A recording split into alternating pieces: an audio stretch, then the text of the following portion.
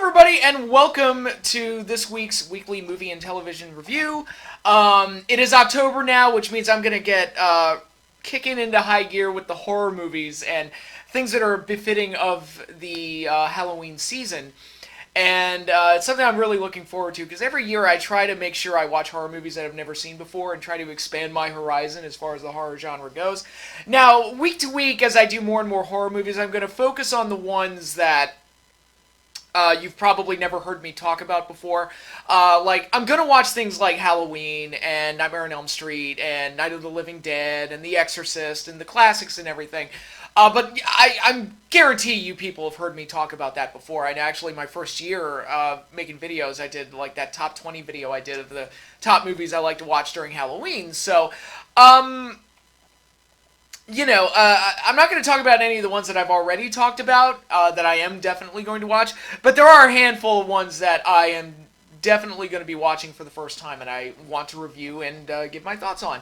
So we're actually going to be starting off the Halloween-centric reviews with not so much a review of any specific movie, but rather a review of a complete Blu-ray set.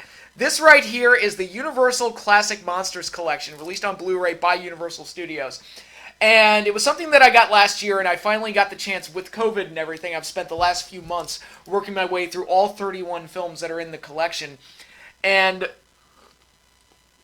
being a big fan of the Universal Monsters, it's a set that I really wanted, and it's a set that I'm glad that I have, and I'm glad that I finally got a chance to sit down and just blast through all of these movies.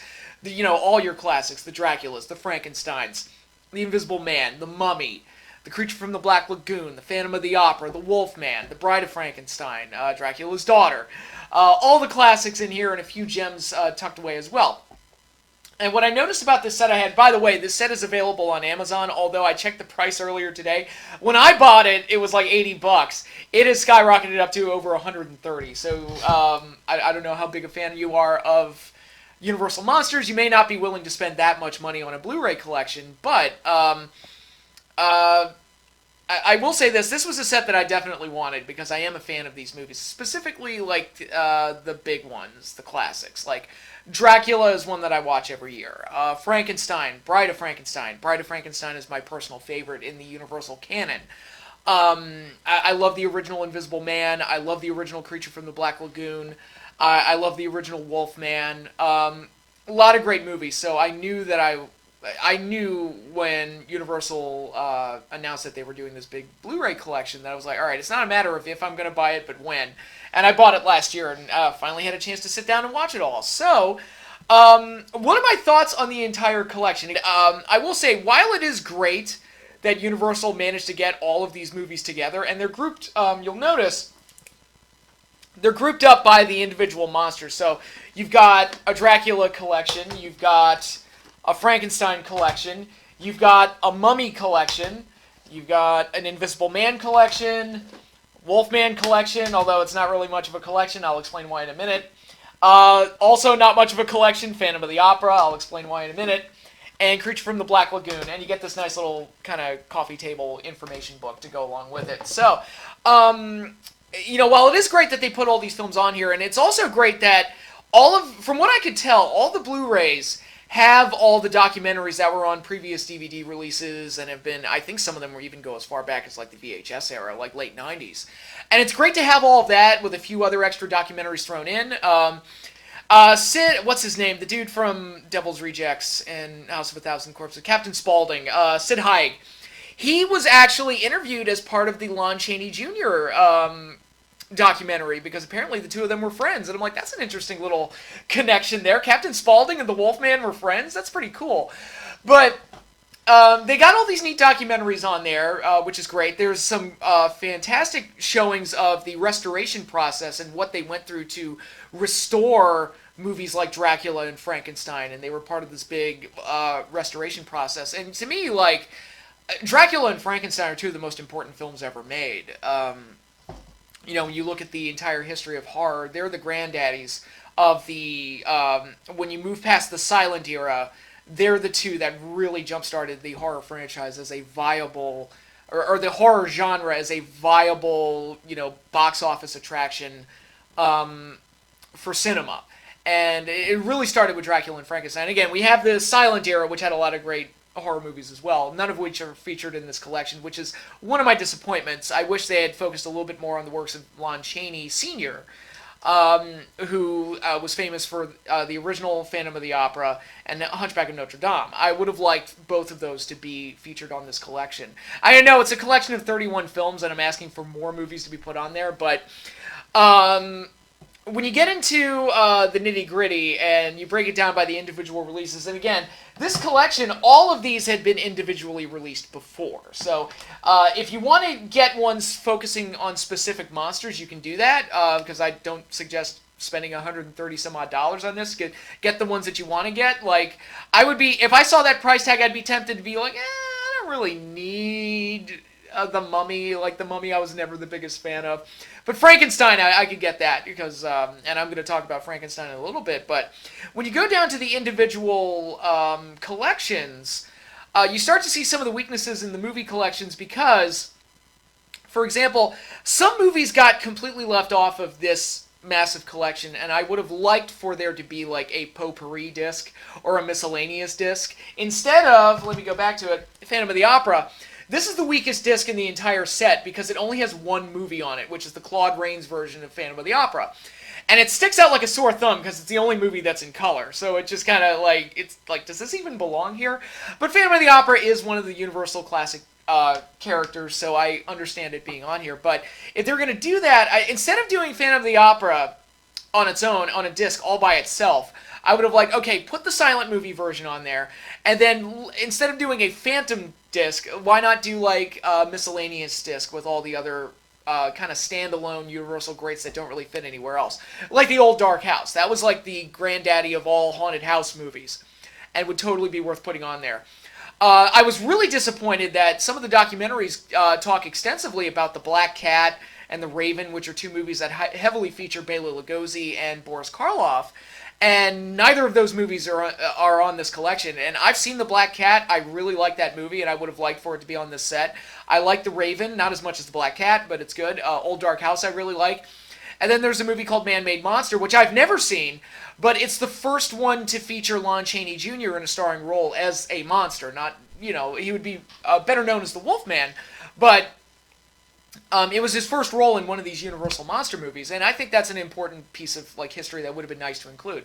And when you look at some of the movies that didn't make the cut, like for example, because they broke it out this way with individual releases, kind of all boxed together in one set, Dracula, Frankenstein, and the Wolfman have a lot of duplications between them.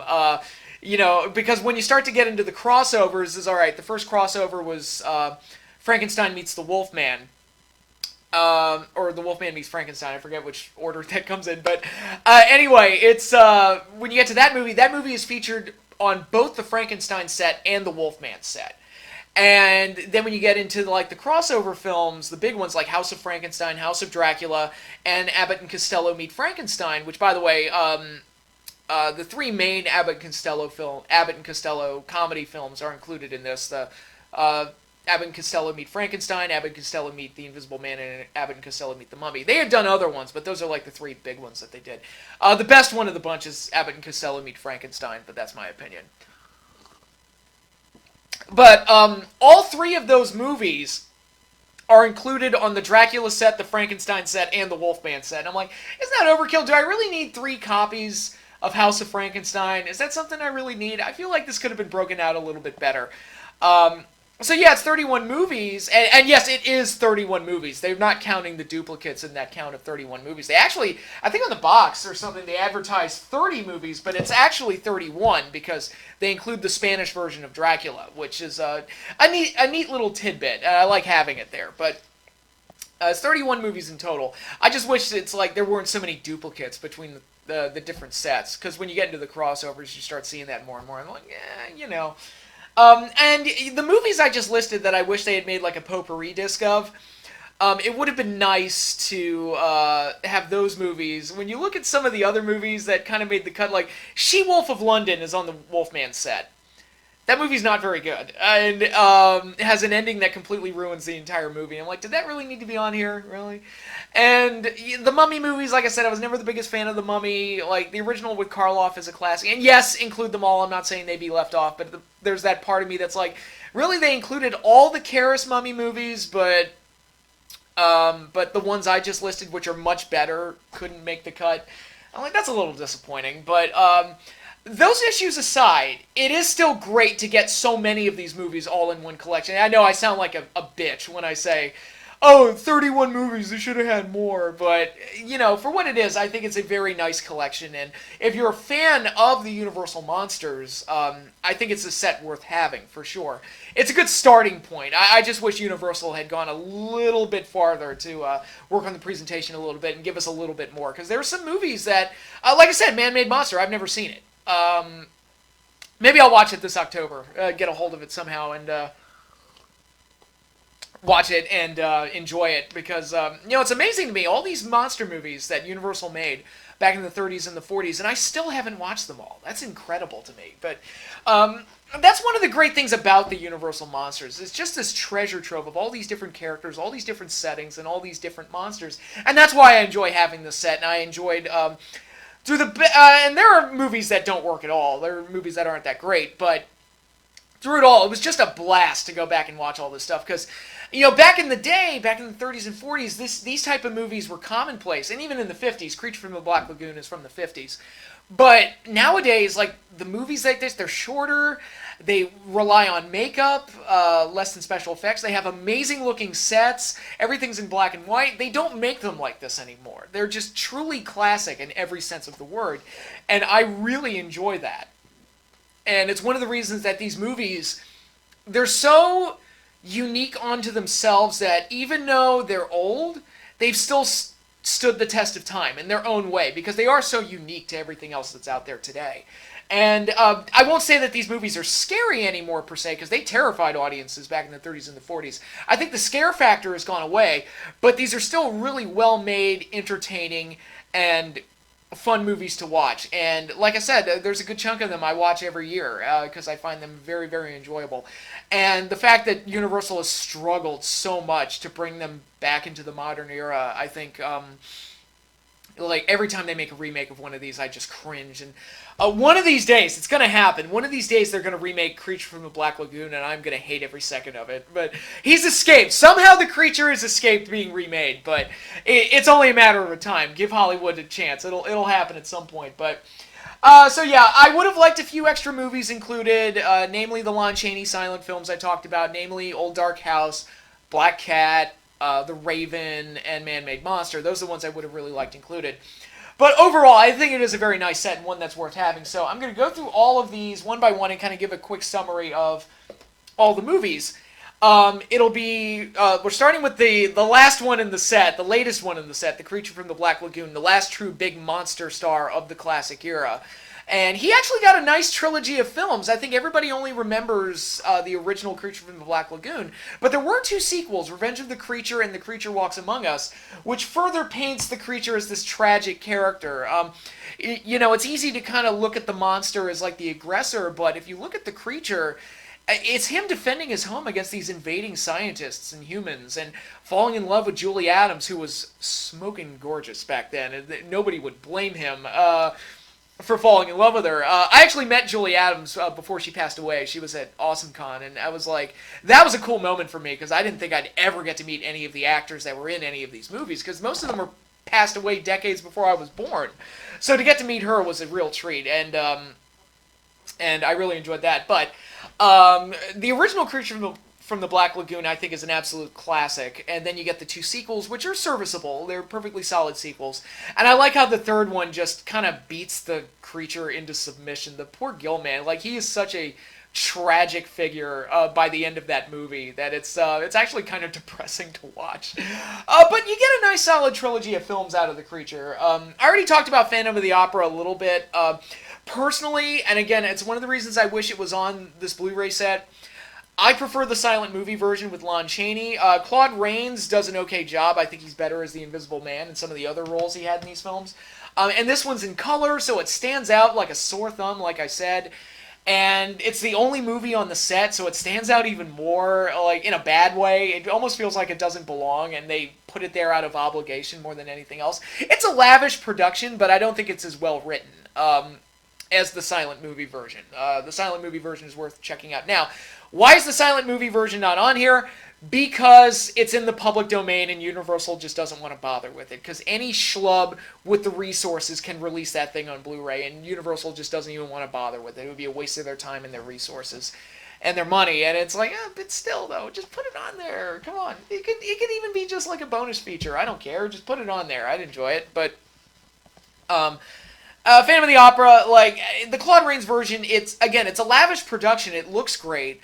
It's not well written, and I think that's the biggest downfall of the entire film. They even, and they talk about this in one of the documentaries, they couldn't even decide what the Phantom was. Was he romantically interested in the girl? Was he her father? Like, the script couldn't, like, fully determine what he was supposed to be, so they just kind of left it ambiguous, and the movie makes even less... And normally I'm in favor of ambiguity, but the movie makes even less sense when they don't explain half of what's going on. So, Phantom of the Opera, probably the weakest collection in the set. Then there's the Wolfman, which is a very interesting hodgepodge of movies. Like I said, the Wolfman, we think, played by Lon Chaney, who played him in every single movie that he was featured in. You know, Karloff can't say that about the Frankenstein monster. Bela Lugosi can't say that about Dracula. Lon Chaney Jr. would actually go on to play the Frankenstein monster in Ghost of Frankenstein and Count Dracula. Well, more accurately, Count Alucard in Son of Dracula. And so he can say he played all the big ones, or most of the big ones. He also played the Mummy Karras in one of the sequels. But so he worked his way around. But Lon Chaney, I mean, he really made this character his own, and he really set it apart from any other werewolf movie that's ever been made. And there have been some really good werewolf movies. There have been some really bad ones. But none of them measure up to the original Wolfman because Lon Chaney Jr. was that good in the role, and I think he's almost a little underrated. But for as much as Karloff owns the Frankenstein monster and Bela Lugosi owns Dracula, I think Lon Chaney owns the Wolfman. But the Wolfman really only had one movie on his own. The next sequel was Frankenstein Meets the Wolfman, which I'm looking at the back. I had that right the first time. It was Frankenstein Comes First. Frankenstein Meets the Wolfman. So, in that movie, that's the next sequel, and it feels more like a Wolfman sequel than a Frankenstein sequel. But other than that, it's all just crossovers for him. He never got any standalone movies other than the original, so that's interesting. You get Frankenstein Meets the Wolfman, which is a lot of fun, where Bela Lugosi actually plays the Frankenstein monster in a much maligned performance. That's unfairly maligned, because I think Lugosi played it right, because he was keeping continuity with the previous film, but that's neither here nor there. You get the two House of movies, House of Frankenstein, House of Dracula. Abbott and Costello Meet Frankenstein, which, as I explained, is the best one of the Abbott and Costello monster films. And the reason it's the best one is because the monsters are played completely straight. They act as they would in any other movie, and Abbott and Costello are the comedic bumbling idiots, but the monsters act as they would in any other movie. And that's why it works, because you have that comedic contrast that if everybody was acting like a clown, you wouldn't have, and it just wouldn't work as well. I think the fact that the monsters seem like more of a threat, and they seem, again, they act as they would in any other movie, I think the movie works a lot better because of it. It makes the movie funnier, at least for me. I've talked about this with Ernest Scared Stupid, where it's like, the reason that movie's kind of funny to me because the monster in that movie is played completely straight, and he's kind of scary if you're a little kid. That troll is terrifying, and to see Ernest go up against that is kind of hysterical, and I think it makes the movie more memorable and more funny. But then there's two other movies included in here that have nothing to do with Lon Chaney Jr., have nothing to do with the Wolfman, outside of the fact that they claim to feature werewolves. And that's Werewolf of London, which was actually Universal's first werewolf movie. This predates the Wolfman by almost a decade. And it didn't do very well when it came out, so it's kind of become a forgotten film. And it's got a pretty nice cast. It's a pretty solid cast. I recognized Warner Oland from the Charlie Chan films. It's got a nice cast and everything. Unfortunately, the movie feels like a cheap knockoff of Dr. Jekyll and Mr. Hyde, or Dr. Jekyll and Mr. Hyde, which MGM Studio, I believe it was MGM, they had just had the Frederick March version come out, and Frederick March won an Academy Award for his performance in that film. Great movie. And this felt like Universal trying to make their own version of Dr. Jekyll and Mr. Hyde, and it didn't work as well. I don't think. It's become kind of a forgotten film. People think that the Lon Chaney Wolfman is the first werewolf movie that they did, and it's not. It's actually Werewolf of London. So it's cool that they included it in this, just for historical purposes, but it's not the best movie in the world either. And then, as I mentioned before, it also includes She-Wolf of London, which I was actually on board with that movie. I was actually okay with it up until the ending, and that just ruined the entire thing. I'm like, why is this even on the set? And my guess is just to justify, or to try and justify, having some kind of a full collection for the Wolfman, because like I said, there's not a lot there. It's just the original Wolfman, and then a bunch of crossovers, which are on the Dracula and Frankenstein set. So the Wolfman set, there's not a whole lot to it, but the original Wolfman is an absolute must, and I highly recommend it. Then we've got the Invisible Man collection. This is Claude Rains being featured. His best role with the Universal Monster films, where he played the original Invisible Man, which I think is a great kind of dark comedy. Because that film does it. James Welles was the director. He also directed Frankenstein and Bride of Frankenstein, and he brought more of a comedic edge to it. And I think Claude Rains' fantastic voice really helps carry the movie, as well as the cutting-edge special effects, which were way ahead of their time. And actually, going back to the voice, Mark Hamill, who famously voiced the Joker in Batman the Animated Series, actually said that one of the inspirations for the Joker voice was Claude Rains in this movie. So that's something to look out for, I think. And then they made a bunch of like Invisible Man sequels that kind of use the Invisible Man gimmick, more so than being an actual continuation of the story. There's the Invisible Man Returns, which stars Vincent Price, and he does a great job. There's the Invisible Woman, which is basically just a comedy with a woman running around and being invisible and everything. And they get some good gags out of it, but it's not a must-see or anything.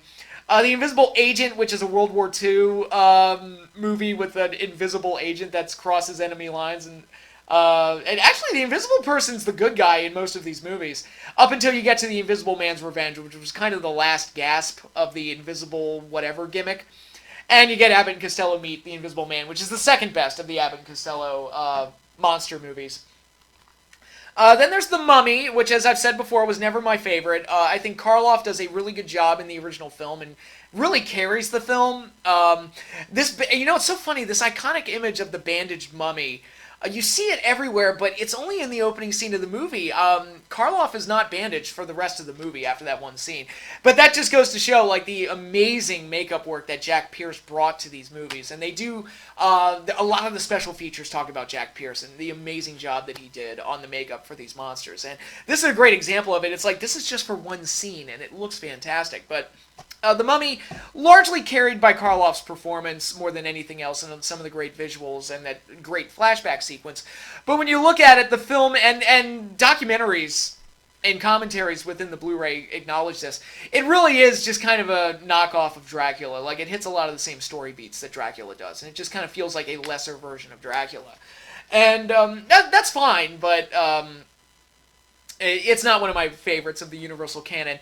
And then you get all the sequels, Mummy's Hand, Mummy's Tomb, Mummy's Ghost, and Mummy's Curse, which follow a different mummy. In the original movie, it was Imhotep, which I believe was the case in the remakes in the 90s with Brendan Fraser. I think it was Imhotep in that one as well. But I don't hate those movies, to be perfectly honest. They're fun, like, Indiana Jones style movies, but I prefer, actually, to be perfectly honest, my favorite Mummy movie is the original one from Hammer Studios with Christopher Lee and Peter Cushing. But when you get to all the Karras Mummy movies, which are all the sequels, where that one does have the bandaged mummy going around killing people and kind of more traditional what people think of when they think of the Mummy. And so if you're looking for that, you're going to get that. You're going to get plenty of stuff with the mummy just walking around strangling people, and all that. Lon Chaney played him at one point, and then they got a few other actors to play the part. But one of them does have a shocking ending, I will say that, but they do kind of feel like the same movie over and over again. It's like, all right, we got to revive the mummy, then he goes on a killing spree, and then he has to die at the end, and it's this constant cycle that constantly happens. So the Mummy movies, they're okay, they're fun for what they are, but nowhere near my favorite in the Universal canon. Again, if I was buying these things individually, I would probably skip the Mummy movies, but that's just me. Some people really like the Mummy movies, so if you do, that they're all right there on one set. There's also Abbott and Costello Meet the Mummy, which is the weakest one of the 3 Abbott and Costello monster films included in this set. I say that because they made the mistake that I talked about with Abbott and Costello Meet Frankenstein. That movie's great because the monsters act as they would in any other movie. This one, the mummy's kind of a joke, so it kind of ruins the entire thing. There's some good gags in there, but overall, it's not great. And then we've got the 2 real heavy hitters, the 2 true classics, Frankenstein and Dracula. I'll start with Dracula, since that's the one that kind of kicked off this whole Universal canon, and Bela Lugosi's performance, which absolutely deserves all the praise that it gets. It's a very iconic performance. To this day, I still consider him my favorite Dracula. And some people think it's dated and everything, but I've talked about before how I really, really like Lugosi's take on the role, where he's just charming enough to be inviting, but just off enough to where people go, like, there's something a little weird about him. Some Draculas go a little too far with the intensity, to where it's like, why would anybody let that man in their house? He looks like a savage lunatic. And other times they go too far with being a monster, to where there is no disguise. They're just straight up a monster. And then other times they go a little too much into the romantic side of things, to where like that bogs the movie down. I think Lugosi had the right balance of everything, and I always appreciated and loved his performance.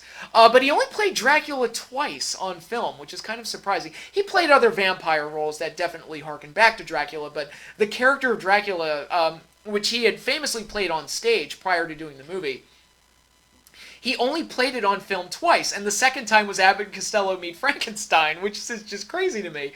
But when you look at the sequels, you've got, again, there's the 2 House of films where John Carradine played the character, and Dracula is arguably the least important part of both of those movies. But before that, you got 2 sequels to the original Dracula. One of them being Dracula's Daughter, which I think, personally, is a bit of an underrated gem, and I think it gets overlooked because it doesn't have any of the big-name actors in it, like Karloff or Lugosi or anything like that. And I think that's the main reason, to be perfectly honest, that it gets overlooked. But I remember the first time I saw it, I was like, that was actually pretty good. And it's not, again, I'm not saying it's the best one, but it was a nice surprise when I watched it the first time a few years ago. And I was like, man, that was actually, I kind of enjoyed that. And Gloria Holden, who plays Dracula's daughter, Countess Zaleska, brings a she's probably the first vampire on film that was like, I kind of hate being a vampire. I kind of don't want to do this. And that's an interesting take, because that was, as far as I know, that had never been done before. I could be wrong. Correct me down in the comments below if I am wrong. But that was an interesting take, and supposedly she hated doing the role. And that self-loathing kind of comes through in her performance. So her hating doing the movie actually made her performance better in a weird way. So Dracula's Daughter, I recommend checking out. It's kind of a hidden gem on this thing. Also, the Spanish version of Dracula, I should have mentioned this earlier, but the Spanish version of Dracula, a lot of people prefer it to the original because they do more interesting and dynamic things with the camera and the staging, and they have a few more special effects. So it's a little bit glitzier and has a little bit more pizzazz to it. I prefer the original version mainly because of Lugosi's performance. I forget the name of the guy who plays Dracula in the Spanish version, but he is absolutely awful. Like, to a degree that it almost makes the movie look like a parody. And it's like, dude, I can't believe they let him go out there and play as Dracula. I'm legitimately shocked that they allowed that. Because he looks like he's doing a spoof, like, the entire time. He does not have the gravitas of one Bela Lugosi, the classic Bela Lugosi, which, by the way, the opening scene in Dracula, the opening sequence with Renfield in the castle, one of my all-time favorite horror movie scenes of all time. And it's worth watching the movie just for that scene alone. But the other sequel that's included is Son of Dracula, where Lon Chaney played Count Alucard, which is an okay movie, not one that's worth going out of your way to see, but it's a pleasant watching if you're a completist. So that concludes the Dracula films. And then we've got Frankenstein, which I'm going to say this, my personal favorite horror movie series of all time.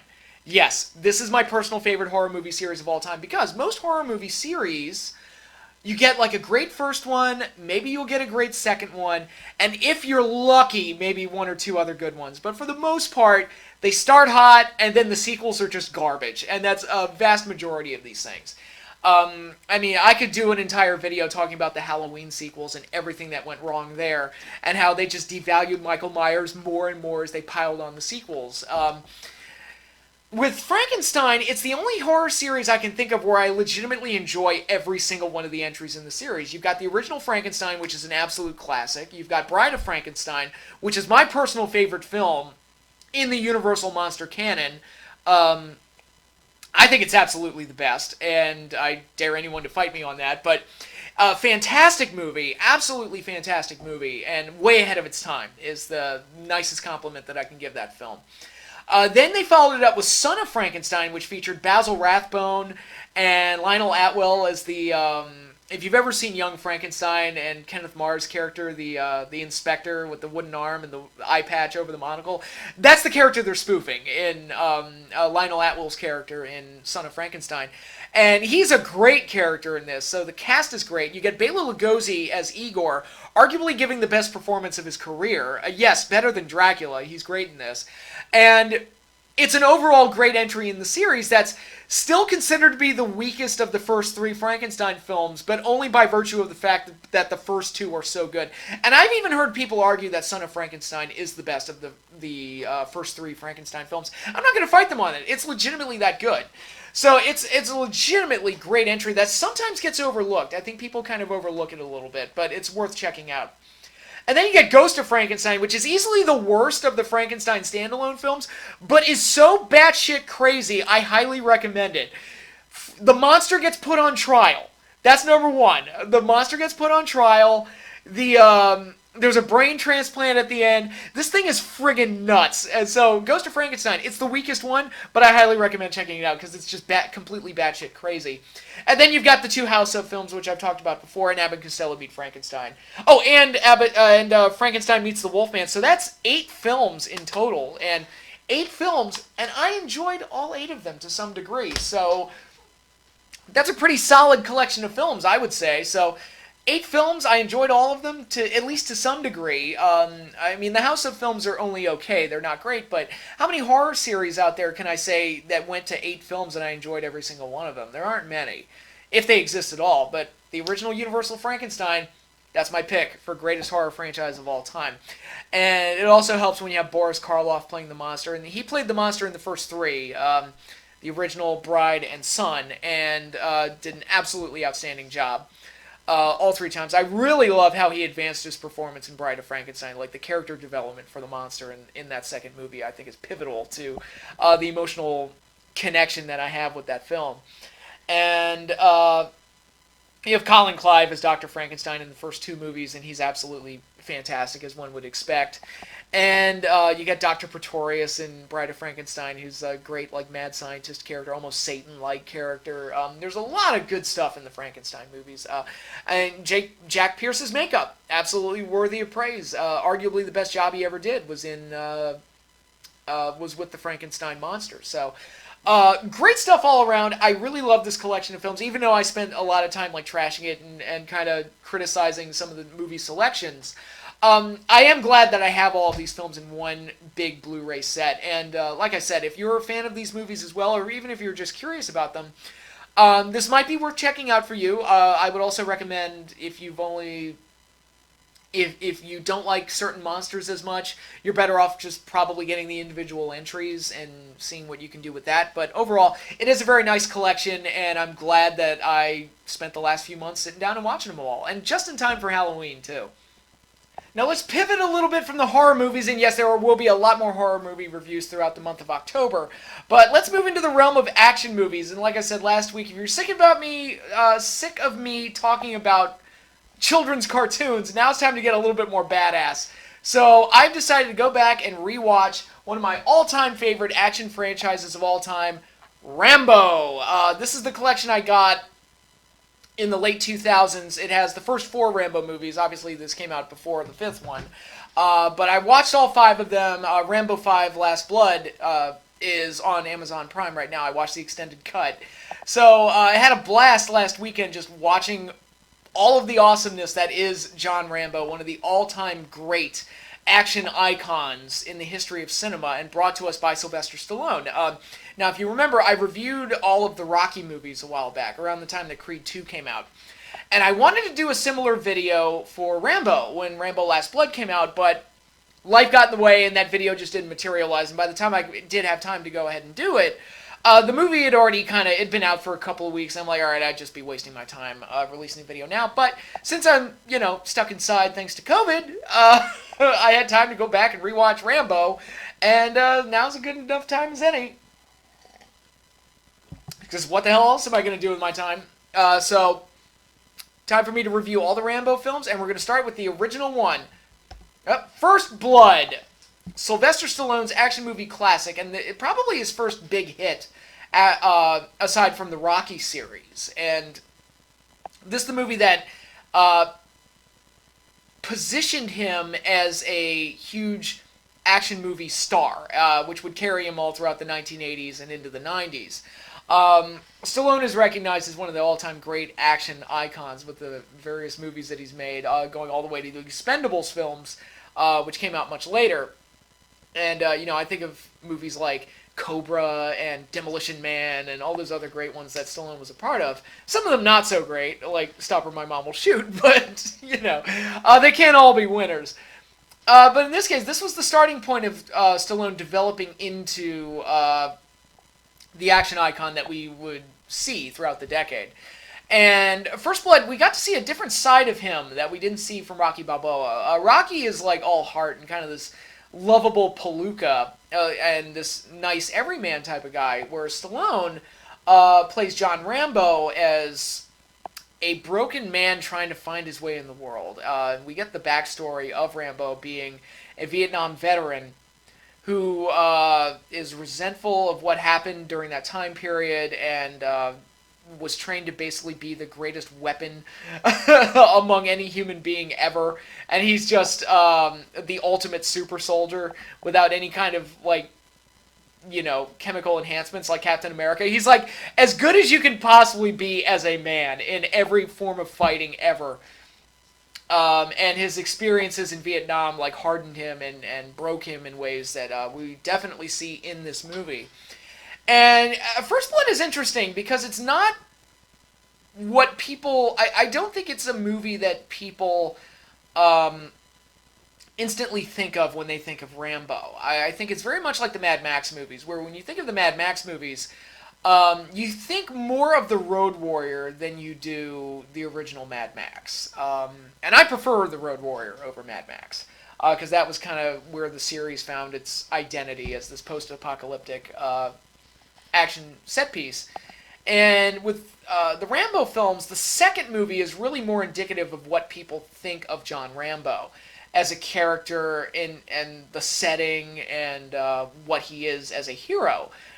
First Blood is a little bit less in terms of action, because it is a smaller budget, smaller scale, but more in terms of character and emotional gut punches, and just more of a raw, visceral type of approach to everything, where we see John Rambo and he's kind of walking around trying to reconnect with some of his old war buddies, and we find out that he's the only one left of his group. The movie opens up with him trying to visit somebody, the last known living member of his team, and he finds out that he passed away, and he's the only one left of this elite unit that he was a part of in Vietnam.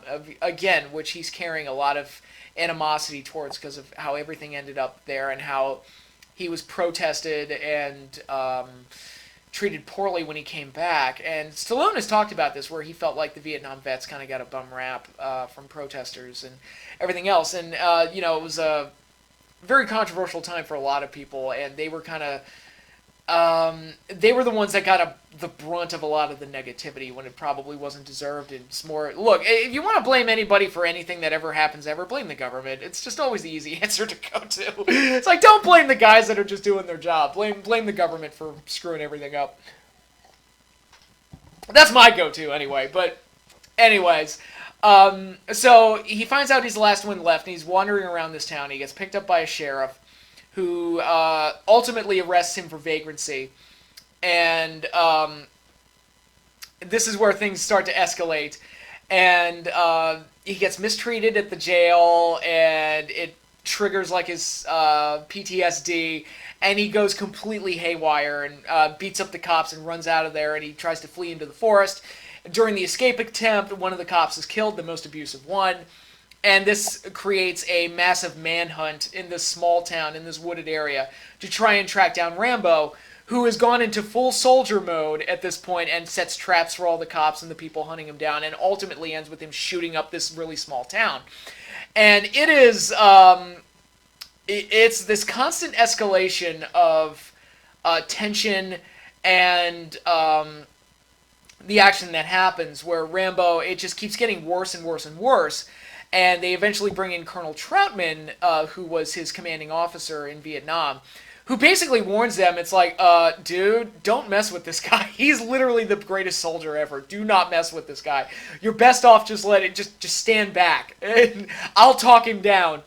And of course, nobody listens, and the situation escalates worse and worse and worse until Rambo ultimately shoots up this small town. And now, granted, people think of this as a really violent movie. It does have violent moments, but only one person is killed in the entire rampage, and that was the cop I mentioned earlier.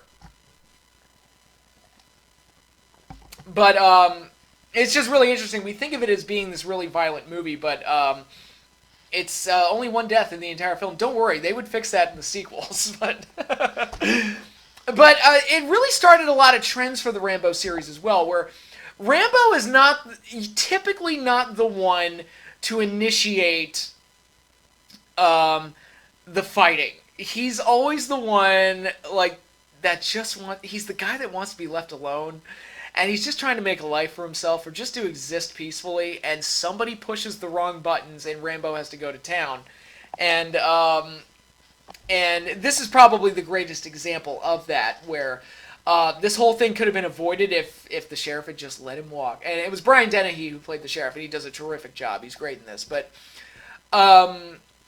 if they had just let him keep walking, everything would have been okay. But no, they just had to push it, and like Rambo said, they drew first blood. And I've never actually read the book that spawned this movie. I would like to read that novel at some point, because I understand it's really good. Now, it does end in a way where that wouldn't have allowed for any sequels. Stallone changed the ending to ensure that, not necessarily to get sequels out of it, but he wanted it to be a little bit more of a positive ending and not like the dark and dreary ending that they went for. I won't spoil what it is, but I will, however, talk about the ending and how that is like one of my favorite scenes in any movie ever. And, there are these, we get the scenes of him on the motorcycle. We get the scenes of him in the woods, setting all the traps. We get the scenes of him, like, deep in the cave where he's having to treat his wounds and all that, which would become kind of a standard in the Rambo films.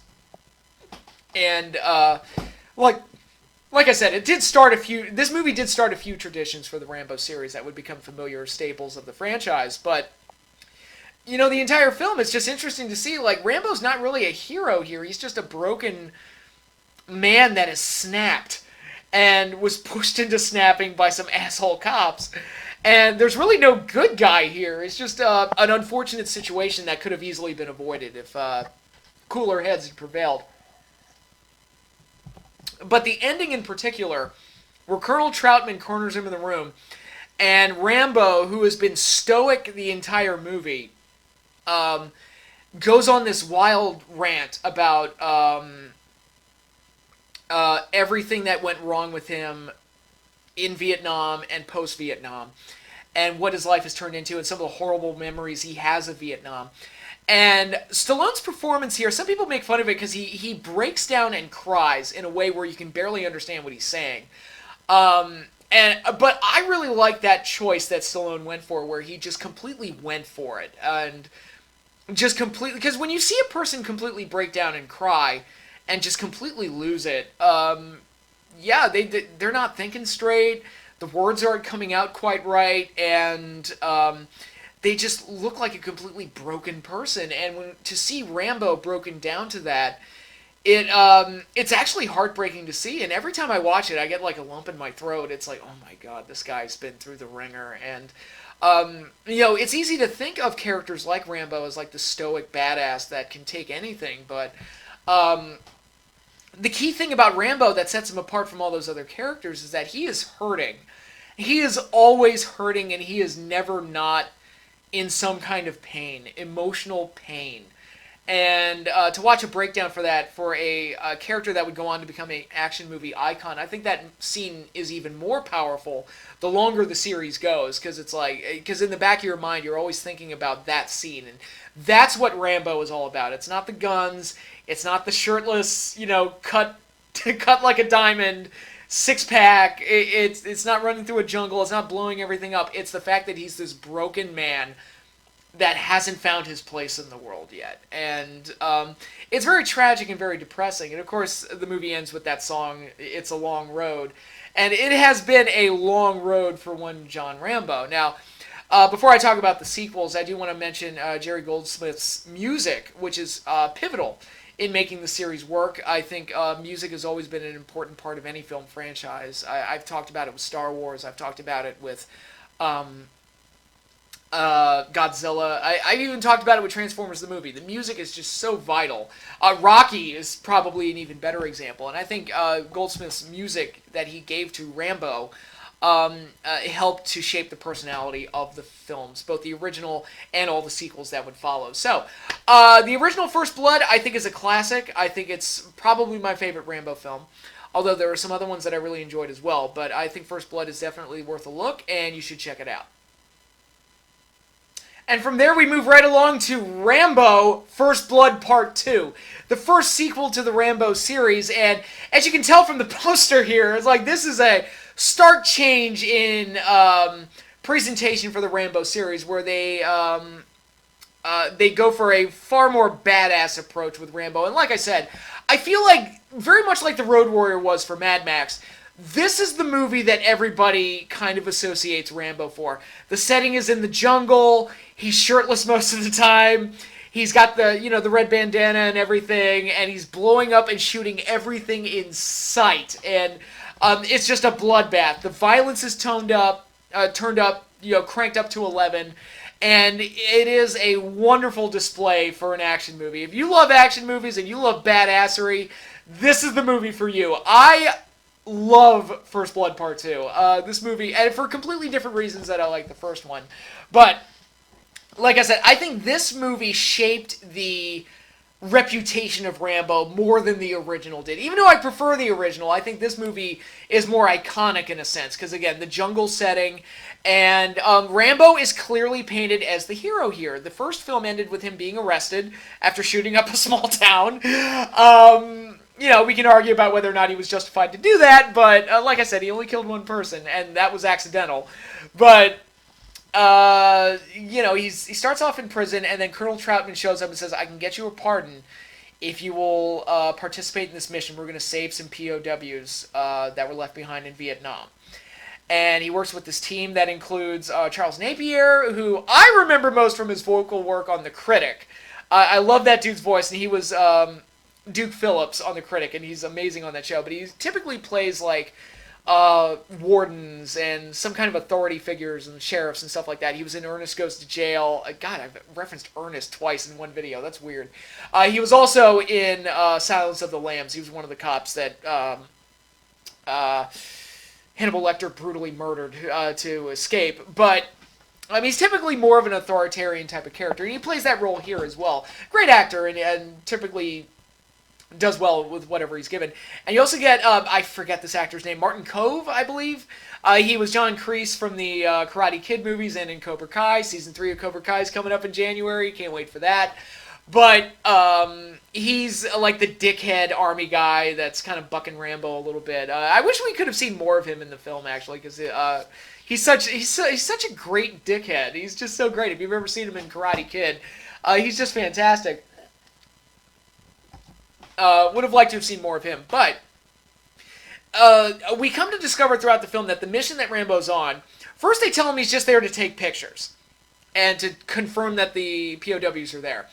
Then we find out that it's just kind of a ploy to hide the fact that they don't really want to save the POWs and start shit with the Vietnamese, or kind of restart the Vietnam War or anything like that. So Rambo's kind of left on his own. This is the only film in the franchise that has a love interest, Ko, I think her name's Ko Boa, or her full name. A Vietnamese agent that works with Rambo. There are romantic feelings developed, although she's ultimately, spoiler alert, she's ultimately killed. In a scene that's timed almost comically. I'm sure it wasn't intended to be funny, but she has like this moment with Rambo where he said, "I'll take you home to America and we'll build a life together," or whatever, and then she's literally shot like 2 seconds later. And it's like, I almost feel like the timing of that was almost comical, but it's the only time in the series he has any kind of a love interest, which is interesting. And she's like the one that helps save Rambo at one point when he becomes a prisoner, a POW again, and relives a lot of those horrible experiences that he had suffered in Vietnam. Basically, what this movie is, if the first movie was kind of like getting people to understand the mind of a lot of the Vietnam vets and the struggles that they went through, both during and after the war, this one is like revenge for the Vietnam vets, where it's like, no, this one guy goes in there and he just wins the Vietnam War single-handedly. Fuck yeah, Rambo! And there's a lot of fuck yeah in this movie. They get helicopters, machine guns. Rambo goes full-on Predator, before Predator was even a thing, and starts hiding in the woods and murdering people left and right. It is a very cool, violent, badass movie, and if you're a fan of that type of stuff, you can't do much better than Rambo First Blood Part 2. And like I said, I feel like this movie shaped the identity of Rambo more than anything else. Definitely more than the first movie. And, even the parodies, like when people do parodies of Rambo, if you've ever seen Hot Shots Part 2, they're parodying Rambo First Blood Part 2. That's the one that they're going after.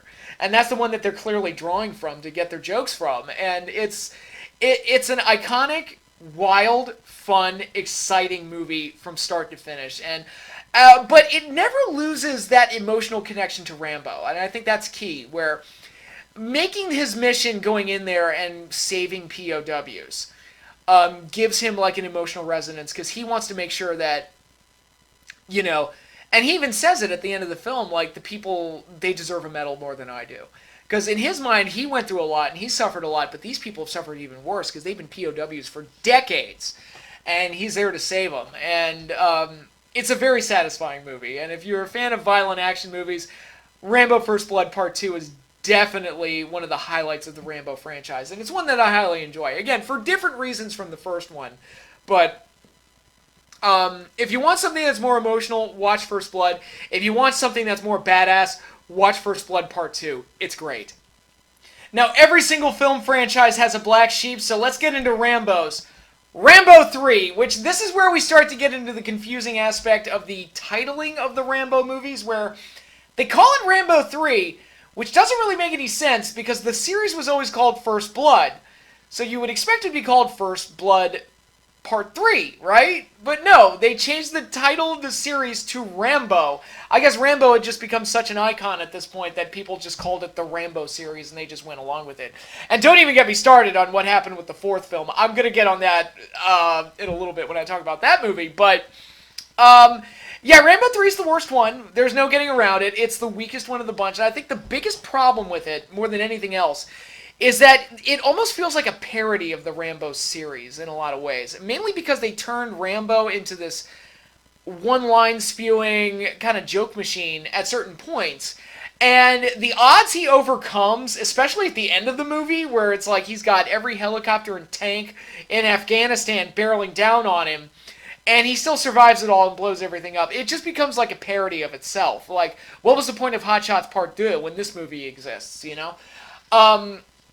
Now, that said, there are some cool moments in the movie, namely, like the stick fighting scene at the beginning. The fact that he decides to go into action when Colonel Troutman gets kidnapped. This is actually the final film to feature Colonel Troutman, the second most important character in the Rambo series.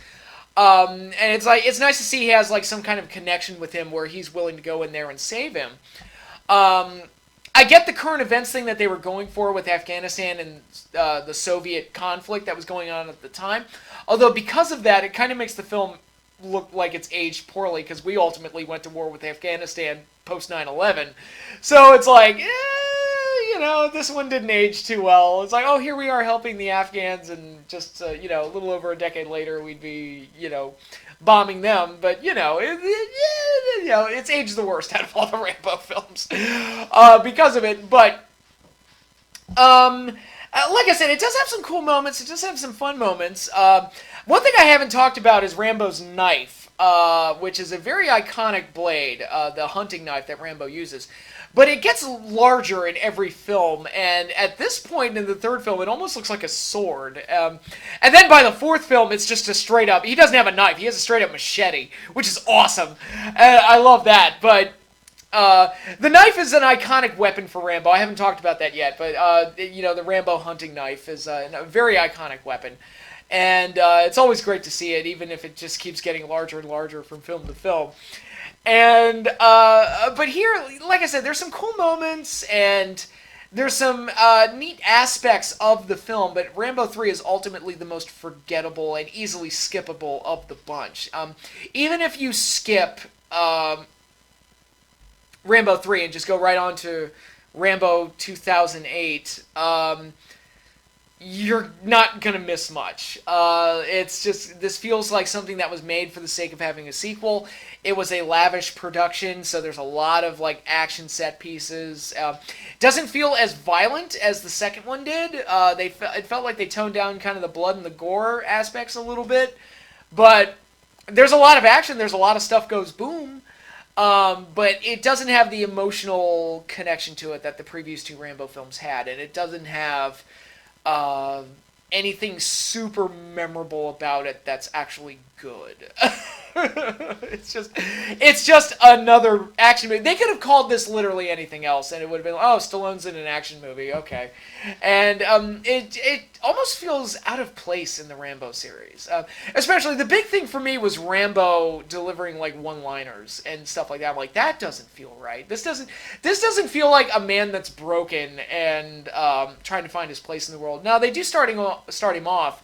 He's working at a monastery in Thailand, I believe, if I've got my memory right. But that's kind of neat. That's a good starting place for him. And but there is no, aside from the fact that he wants to save Troutman, who he has some kind of a connection to, it doesn't seem to have the same emotional resonance that the previous two films have. It just feels... Anything in this film, it just feels hollow. I think that's the best way I can describe it. Everything about this movie just feels hollow. And it just feels like any other blow-em-up action movie that would have come out during the 1980s. And there are much better ones, which is the other problem. And Rambo's supposed to be the king of the... that's supposed to be the top of the mountain as far as action movies goes. And the third one is dude, I'd rather watch Delta Force than this. I'd rather watch Commando. At least Commando knows it's being funny. And it kind of deserves to be funny because it works as both an action movie and a parody of Schwarzenegger's career. This movie, it's actually a Rambo movie, but it feels like a joke or a spoof of the Rambo series. And it just feels wrong and never really worked for me because of that. So, Rambo 3, like I said, it's the black sheep of the series, easily the weakest one, but it's also the most skippable. That said, it's not a terrible movie. I don't hate it, but it's not one that it's the one I've watched, aside from the fifth one, Rambo Last Blood, because it's only been out for a year, it's the one I've watched the least out of the Rambo series, so that should tell you something. Very much like the Rocky series, after Rocky V, Stallone took a long break from making any more Rocky movies and then made a triumphant comeback with Rocky Balboa, the sixth entry in that series. And once that movie became a success and was a hit and was well received, it was now time to bring Rambo back. And one thing I thought was interesting, it wasn't necessarily because of Rocky Balboa that he thought, oh, it's time to bring Rambo back too. He'd actually been working on a Rambo sequel for a long time, and it just never fully materialized. But once Rocky Balboa happened, it was kind of like, okay, now I can make my Rambo movie because people like me again. They didn't say that in the behind-the-scenes documentaries and stuff like that, but it's kind of like, it feels like, okay, once Rocky Balboa came out and he got that one off his chest, he was finally able to come back and make another Rambo movie. So, here we go. In 2008, we got Rambo. Not Rambo 4, Not First Blood Part 3 or Part 4. We're back to just Rambo. Now, someone's going to have to explain to me how we go from Rambo 3 to just Rambo. I don't know how that works. The titling in the series is beyond bizarre. But anyway, I'm here to judge the movie, not its title. Now, I will say this, before I talk about the movie itself, my experience where I first saw this is the first Rambo movie I got to see in theaters. Because again, I was born in '85, so the Rambo movies, I wasn't seeing those things in theaters. The first two happened before I was born, and then the third one, I was only 3 years old. My parents aren't taking me to see Rambo 3. So, this is the first one that I got a chance to see in theaters. Very much like the Rocky series. Rocky Balboa was the first one that I got to see in theaters, and then along comes Rambo. And by the way, can I just confess at this very moment how much I love Sylvester Stallone and how he's given me two franchises that I absolutely adore. Stallone is the man. I'm sorry. I just love that dude. But anyway, I saw Rambo 4. It came out in February or late January of 2008. I saw it the day of Super Bowl 42. And I remember I was not planning to see it that day. But I was looking at the Super Bowl coverage, which, if you remember, that was the Giants and the Patriots, where the Giants ultimately defeated the undefeated New England Patriots. And I was so angry at the coverage because my team was getting shit on left and right. And I remember I was watching the coverage and the experts saying that, oh, the Patriots are going to march up and down the field. The Giants are going to lose. It's going to be embarrassing. They should just be happy to be there. All this other stuff, yada, yada, yada. And I remember at one point, I just threw my hands up and said, fuck it. Why even have the game? Just give them the fucking trophy already. Fuck, I hate this shit. And I was so angry that I was like, you know what? I need to go out somewhere. So I went to the nearby movie theater and I got a movie ticket and I went to go see Rambo out of pure anger towards the Super Bowl coverage. I was like, I need a break from this before the game starts. And so I watched the fourth Rambo movie, my first Rambo movie in theaters, and I had the greatest night of my life as a New York Giants fan all in the same day. It was a great day. Everything came up Patrick that day. I don't know what to tell you. But that's a completely different story. I think I may have told that story in a previous video, but it's still super funny here and relevant because I'm talking about Rambo now. So I went into this movie super, super pissed off. And I think this movie kind of fed into that a little bit and helped me enjoy it a little bit more. Now, I will say, comparing it to Rocky Balboa, I went into Rocky Balboa very cautious. I was like, oh, I don't know if this is going to work. And then I saw it and I cried and it was wonderful. So once Stallone kind of won me over with Rocky Balboa, I was not as worried about a Rambo sequel. I was like, okay, Stallone seems to know what he's doing. He understands these characters better than anybody. I think he's going to do this right. And sure enough, I saw the Rambo film. I loved it. I think it was a great return for the series. I think it was the most violent Rambo film to date. Not a pleasant viewing. Rambo First Blood Part 2 is a fun action movie. It's violent, but it's like a fun violent. This movie is grisly, just people getting mutilated left and right, innocent people getting mutilated by the bad guys, and it's a tough movie to watch, admittedly, and I was like, man, this is pretty gruesome. This movie is gruesome, but it's all done in service of I guess you could say the current events point, at the time, current events point that that this movie was trying to make, where they were trying to highlight the atrocities that were going on in what was then called Burma, now Myanmar, and trying to bring attention to that, because, as a society, we're always kind of pointing out the atrocities that go on in the world, but that one, for whatever reason, kind of escaped a lot of people's notice. So I think this movie was designed to kind of bring attention to what was going on over there. And I found it interesting that the lead bad guy, the lead authoritarian of the Burmese soldiers, that's the head bad guy of the movie, he was actually someone that escaped from Burma, and his family was still over there, and he said, dude, if I do this movie, there's a chance that my family's going to get mutilated and killed, but I have to do it because I have to bring attention to what exactly is going on over there and what type of a war zone that country is turned into. And to that end, I commend them for what they were trying to do with this movie, for sure. But at the end of the day, it's just a really grisly, violent, gory movie where I mean, the movie literally opens up with these Burmese soldiers that are forcing captives to run into a field with landmines, and they're taking bets on who will blow up first and that type of stuff. Like, this is pretty grisly shit. Like, this is of all the villains in the Rambo series, I don't think I've hated anybody more than I've hated the Burmese military in this movie, because they have them do every monstrous thing you could ever imagine. They rape children, they rape women, they kill everybody indiscriminately. These people are just straight up monsters in this movie. So when Rambo and the mercenaries that he works with ultimately go to town and start murdering people, it's extremely satisfying, where it's like you want Rambo to liquefy those people, and it works beautifully. Now, I've heard people criticize this film for not having a lot of story or character development, and I disagree. I think it does. It's just everything is told visually. It's not a dialogue-driven film. A lot of the character development that you see, namely, let me go back to the beginning. It starts off with these Christian missionaries, I should say, that want to go into Burma and help some of the villagers and some of the citizens with the atrocities that are going on with them.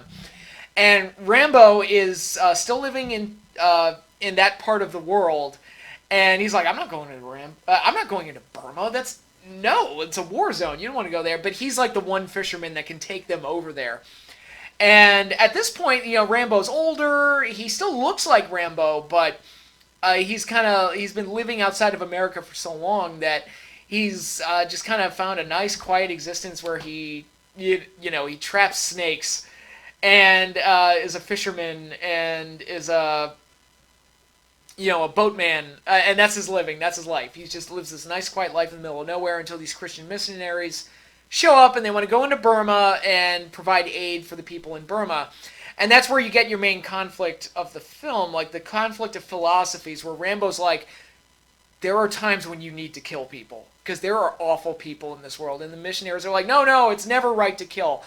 Julie Benz plays kind of the lead, not the lead missionary, but like the secondary main character.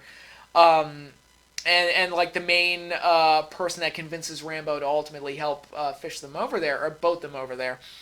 And if you don't know who that is, she was in, probably best known for being in Dexter. I recently watched her in Buffy the Vampire Slayer. She had a small role in that. She was also in the Boondock Saints sequel, All Saints Day, for those of you that have seen that movie. And great actress, and is typically good in anything she's ever in, so it's always nice to see her here. And she actually, apparently she got the part because Stallone liked her so much in Dexter. But anyway, the real conflict of the film is that like conflict of philosophies, where it's like, is it okay to ever kill somebody? And throughout the course of the film, they really take the side of Rambo's stance, where it's like, yes, it's absolutely okay to kill monsters. And so, by the end of the film, you see like the Christian missionaries, as one in particular, the lead one, ends up killing somebody to save lives, and it's like, yep, told you. And Rambo's like, yeah, you need to kill some people, because some people fucking deserve it, because they're fucking awful. So, this movie feeds into a lot of, like, bestial tendencies, where it's like, and I'm a very justice-minded individual, where if somebody does something wrong and horribly mistreats somebody, or victimizes somebody, or mutilates somebody, or tortures somebody, or anything like that, I'm like, dude, like, I'm the type of guy, you show me a pedophile, I show you somebody that should be castrated.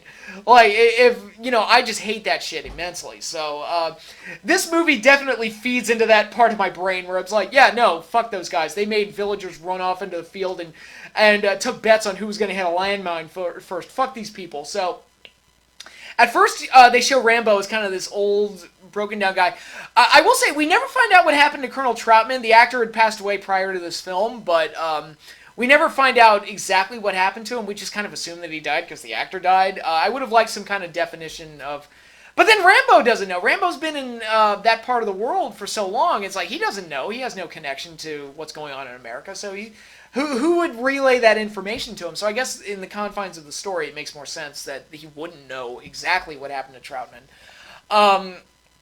but anyway, like I said, there's that main conflict of whether or not it's okay to kill people. But the Christian missionaries also kind of like soften up Rambo a little bit, and are like, look, don't you want to like find something a little bit better for yourself than than the life you've led?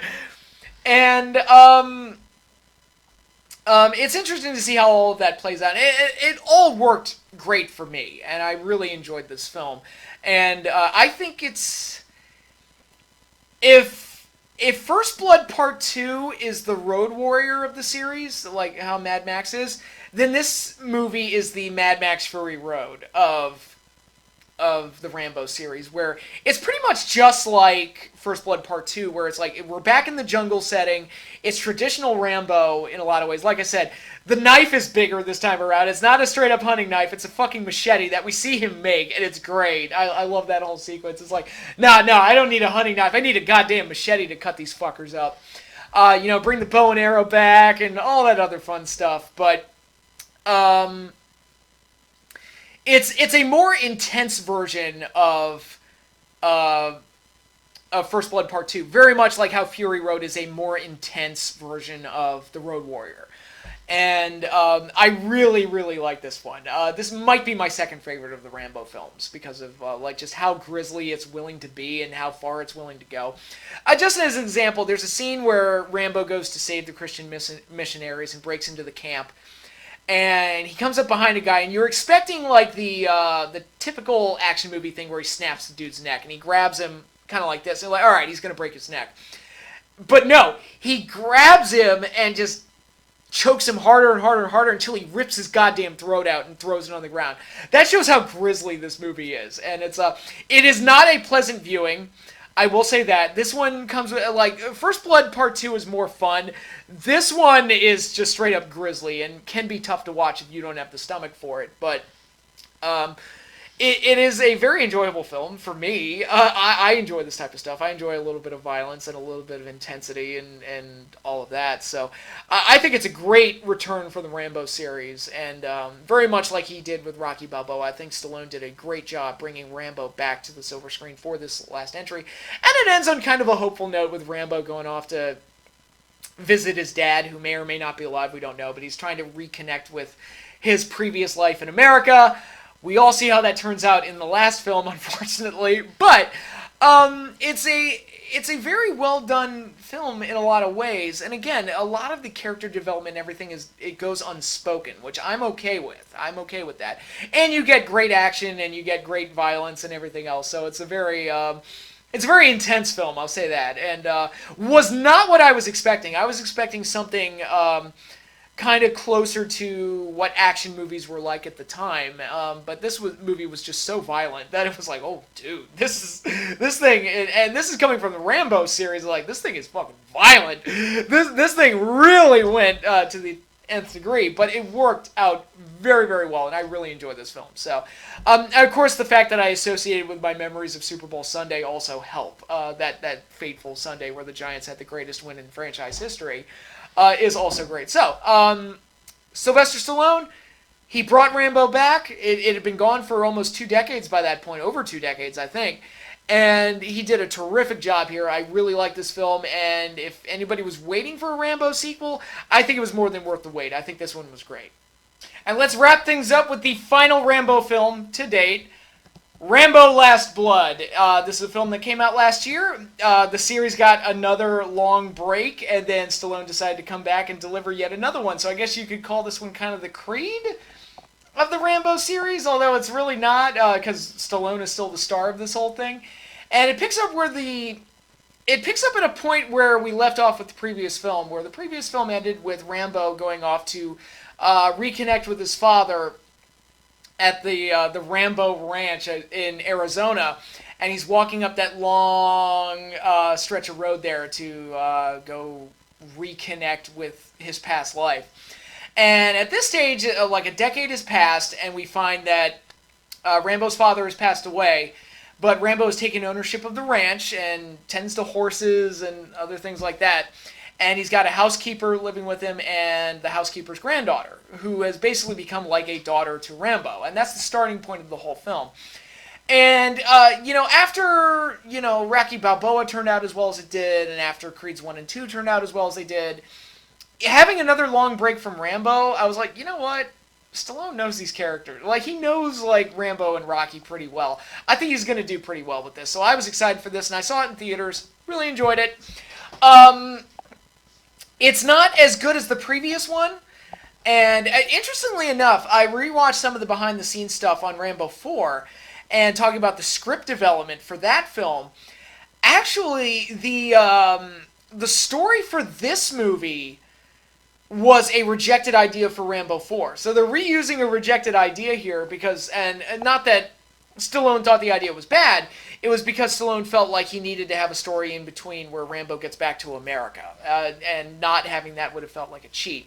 And I agree, I think Stallone made the right call in that regard, but, this film, we see a Rambo who doesn't seem quite as broken as he once was. He's found a nice, quiet, peaceful existence at his own old family home. He has a family of sorts with the housekeeper and this teenage girl that's basically become his daughter. He's happy, and they show him taking PTSD medication and that type of stuff. So he's trying to not be the Rambo of old. Now, if you look at him in the previous film, he still looks like Rambo. He's older. And actually, I didn't talk about this with the fourth film, but old Rambo is scary Rambo. Like, he's not as... Because, like I said, with 2 and 3, they had him running around shirtless and everything, and they're trying to accentuate, like, the hotness of Rambo for the ladies. At this age, he's no longer that. He's no longer a heartthrob. So, they kind of move away from that and move more into the scary, violent side of Rambo's character, and it's like, dude, the older he gets, the scarier he gets. He's downright terrifying. And that's true of both films, both this one and the previous one. But here, he's cut his hair, he doesn't look like Rambo anymore. He looks like a guy that's found some level of peace with himself, and is like content with living out the rest of his days on the family ranch with these people that he's adopted as kind of his family. And unfortunately, as per usual with the Rambo series, things go south as poor Gabrielle, who's the young girl, goes into Mexico to reconnect with her estranged father, because she finally, through a friend, she found out where he is. And while in Mexico, her father completely rejects her, and she winds up being... betrayed by this friend and basically sold into sex slavery ring in Mexico. Now, I'm going to start off right here because a lot of people criticize this movie for being racist and being pro-Trump propaganda by portraying Mexicans as in a very negative light. And my take on that, first of all, there are people in Mexico that help Rambo, namely Paz Vega's role. Where she is also a victim of this gang. Her sister was killed by this gang, and she wants to help Rambo stop them. Mexican. Gabrielle, the girl in question, also a Mexican.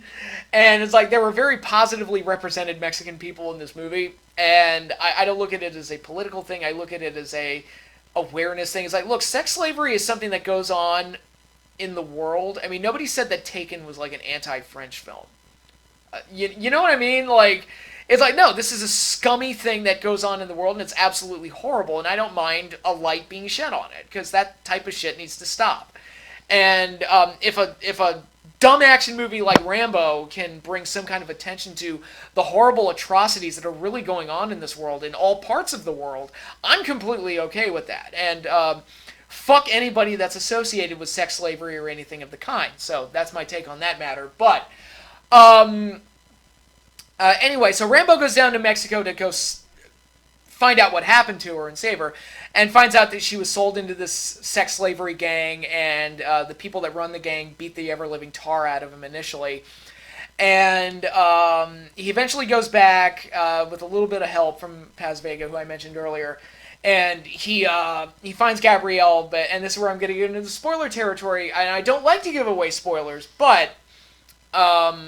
I feel like I have to in this case to kind of paint like why I felt the way I did about this film. So if you don't want to hear spoilers for Last Blood, turn off now. Gabrielle eventually dies of a forced overdose from the drug dealers and the sex slavers that Rambo saved her from. And this forces Rambo to take utter vengeance upon these motherfuckers. And I talked about it in the previous film, I talked about it here, and this is the time... this movie worked really well for me because this is the time where we get to see Rambo fail. And actually, I watched this movie on Amazon Prime. It's up there on Amazon Prime, so I highly recommend it. And the extended cut actually provides like an extended opening sequence where Rambo tries to save people from a flood and ultimately fails in saving everybody. And the theme of this film is that Rambo has to deal with failure and the loss of somebody that is really important to him. That again, he even acknowledges this girl's like my daughter at this point. And it's a very tough pill to swallow. We've never seen Rambo truly fail in one of his missions. Like Rambo 2 and Rambo 3, he succeeds. Rambo 4, he succeeds. Here we actually get to see him fail in saving Gabrielle. And it paints this film in a much different light. Now, some people have criticized the film because it's not action-packed enough, and it's not. It's not a very action-oriented film up until the ending where Rambo goes absolutely apeshit on everybody, and it's glorious, and I love it. It's more of a like an old-school revenge film. And I kind of like that for Rambo. Again, it's not him in the jungle. It's not him blowing up helicopters and airplanes and that type of stuff, or machine guns or anything like that. But it is... very enjoyable in its own right. And again, you set up your bad guys. They do this absolutely horrible thing, which they even admit, because Rambo interfered with their business, they openly admit, it's like, before we didn't really think anything of her. She was just a thing. Now we're going to mistreat her because you dared to get in our way. And so they doubly come down on Gabrielle because of Rambo's interference. And so they really paint these guys as just fucking monsters. So when she dies... and Rambo is left with no other recourse, but it's like, you know what? I'm going to kill those motherfuckers. I'm going to lead them back to my ranch, and I'm going to set all the traps for them, and I'm going to kill them. Which is a very First Blood Rambo type of deal, to set traps. Because that was, if you look at the first two especially, it was all about setting traps. And even the fourth one a little bit. He has the traditional hunting knife back, by the way, not the machete. I kind of like the machete. I thought that was a nice, bizarre kind of advancement of the hunting knife. But no, he has the traditional hunting knife back here. But some people have jokingly called this film Home Stallone, because it's Rambo leading people or luring people back to his home, and then he just sets all these traps for him where he brutally mutilates all of them. And they even explain early in the film that while living on the ranch, he has dug all these underground tunnels as a way to kind of cope with his PTSD, which is kind of like, well, man, you've got some deep-seated issues if you need to dig a bunch of tunnels underground to kind of keep yourself busy and everything. But it all makes for an amazing climax where he just lures everybody underground and just, one by one, just kills all those motherfuckers. And it is great. It is so great. And so if you're looking for the action, it's all in the last act of the film, basically. Everything else is just kind of a build-up. And like I said, it has kind of a slow burn, old-school revenge flick where they set up the bad guys, and then when Rambo's ready to go to town, he does. And it's very, very satisfying when he does. So it's very different from all the other Rambo films. It's, again, not in the jungle, not in a military setting. He's dealing with drug dealers and sex slavers at this point. But it is a... I think it works for Rambo's character, that him confronting things like losing the one thing that made him happy in this world, and losing the comfortable life that he thought he'd finally made for himself, and then losing it all, and then just deciding it's like, all right, here we go again. I have to force myself into this situation where I have to kill you, fucker. You made me do this. And that's almost every Rambo film. I was like, look, I wasn't going to go into Afghanistan, but you all kidnapped Colonel Troutman. I have to do this now. You forced my hand. I have to do this. I didn't want to shoot up a small town in Washington State, but those cops abused me and they triggered my PTSD. I have to do this now. It's all these... That's the typical theme of the Rambo series. And here it's probably the most extreme version of it, where it's like, dude, he was so happy at this point, and, left alone for 10 years, riding horses, and he has this girl that he's kind of taken on as a daughter and all this other stuff, and because of unfortunate circumstances outside of his control, all hell has to break loose once again. I love the title. I criticized the titles of the previous films, specifically 3 and 4, but Rambo Last Blood, I think, is a great title for, the final Rambo movie, and set the stage for what I was hoping they were going to do. They ultimately did not. And again, we're into more spoilers here. My main disappointment with the film, I was liking it, and I think I liked it more on the second viewing. As far as you want to know which one is better, the extended cut or the theatrical cut, I think I think the extended cut is better, but you don't necessarily need that opening scene either, so it's kind of like, whichever. It doesn't matter all that much, although I do think the extended cut is slightly better. So, and they're both on Amazon Prime, so check it out. But I was really hoping this movie was going to end with Rambo dying. I thought that would be like the end of his story and the end of all the trials and tribulations that he's gone through for decades and 5 movies. I thought Rambo was going to die in this film, and I thought that's what they were setting up at the very, very end, and they kind of, they chickened out at the very end, I felt. That may have been a Stallone move. Stallone probably didn't want to kill off Rambo, but I really felt like Rambo needed to die there at the end to really put the punctuation point on this film. It kind of felt like a cop-out, but other than that, I really enjoyed the movie. Again, it's not a typical Rambo film. It feels more like an old-school revenge flick with Rambo's name on it, but at the same time, given where Rambo ended up at the end of the last film and the direction of Rambo's character up to this point, I think it fit the character to be in this situation and to be in a movie like this. I think it was appropriate, and I really enjoyed it. Now, that said, it's probably the second weakest of the Rambo films behind... it's obviously better than 3.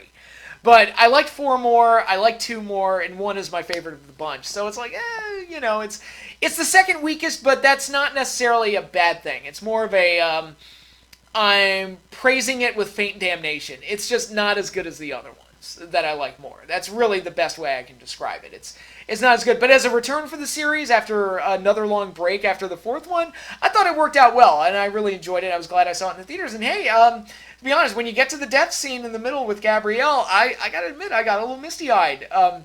In addition, I started to get misty-eyed watching it, because this is like the biggest failure since the Vietnam War, pretty much, because I think Rambo shoulders a lot of the failure of the Vietnam War on himself, which kind of fuels a lot of that character. But here, this has been his biggest failure that we've seen on film, and it's like, while I was watching it, I started to get all misty-eyed and everything, but at the same time, I was like, he is going to unleash hell on every single one of those motherfuckers, and I'll be damned if he didn't do exactly that. So, like I said, it's not a mile-a-minute action film like a lot of the other, like 2 and 4 are, but it is a very good revenge flick, and I really like it as a revenge flick, and I think it's fitting of Rambo to have a revenge flick, kind of like the Death Wish movies or something like that, like a more extreme version of the Death Wish movies. I think it's befitting of Rambo to have something like that. So I really enjoyed the film. I liked it. It's another solid entry in the series, and that concludes my review of the Rambo series. I love Rambo. Can you tell? I love the series. I love the character. And I love what Stallone has done with the character over the years, 3 being the exception. But overall, I think Rambo, if you're looking for an action movie series, you can't do too much better than the Rambo series, or the First Blood series, whatever you want to call it. But in any case, that concludes this week's weekly movie and television show review video. Over the course of October, like I said, this is going to be mostly horror movie-centric, so be on the lookout for those. But that is all I have for you now. Thanks again, everybody, for watching, and I'll see you all later.